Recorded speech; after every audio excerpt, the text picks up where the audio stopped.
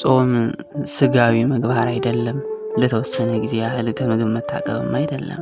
በጾም ውስጥ የሚፈጸም መንፈሳዊ ምግባር አለ። የመጀመሪያው አስፈላጊ የሆነ መንፈሳዊ ነገር ፈቃድን መቆጣጠር ነው። አንድ ሰው ፈቃዱን እንደተቆጣጠረ ሁሉም እንዲሁ በንግግሩ አላስፈላጊ የሆኑ አገላለጾችን በማስወገድ እንዲሁም ሀሳቦችንና ስሜቶችን በመቆጣጠር ራሱን መግዛት ይጠበቅበታል። ቅዱስ ይስሐቅ የምላስ መታቀብ ከአፍ መታቀብ ይበልጣል፣ የልብ መታቀብ ከሁሉም የተሻለ ነው ብሏል። በመንፈሳዊ ጾም ውስጥ ሁለተኛው አስፈላጊ ነገር ንስሐ ነው።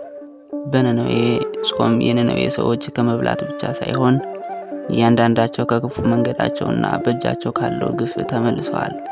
እግዚአብሔርም ከጾማቸው ይልቅ ንስሐቸውን ተመለከተ። ስለዚህ ጾም በነነዌ ሰዎች እንደተፈጸመው ጾም በእግዚአብሔር ፊት በትህትናና ጸጸት በተሞላበት ሁኔታ ሊደረግ ይገባዋል። ዳግመኛም እነርሱ ማቅ ለብሰው በአመድም ላይ ተቀምጠው ነበር። ይህ በኢዩኤል ትንቢት ውስጥ በግልጽ ተጽፏል። ጾም ስጋን ምግብ መከልከል ብቻ አይደለም፣ ነገር ግን በተቃራኒው ማድረግ እርሱም መንፈስን መመገብ ጭምር ነው። ስለዚህ ጾም በመጽሐፍ ቅዱስ ውስጥ እንደታወቁት እንደ ነህምያ፣ የእዝራ፣ የዳንኤልና የነነዌ ህዝቦች ጾም ከጸሎት ጋር የተያያዘ መሆን አለበት። መንፈስን ለማጎልበት ስጋን መቅጣት መንፈሳዊ ዕድል ነው። ስጋን መቅጣት ምክንያት ነው።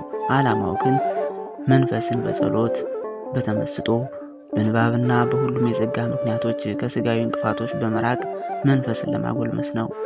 እዚህ ላይ እንደ ግብዞች እና እንደ ፈሪሳውያን እንዲሁም በኢሳይያስ እንደተገለጸው መንፈሳዊ ያልሆነ ጾምን እግዚአብሔር እንዳልተቀበለ ማስታወስ አለብን። ይቆየን።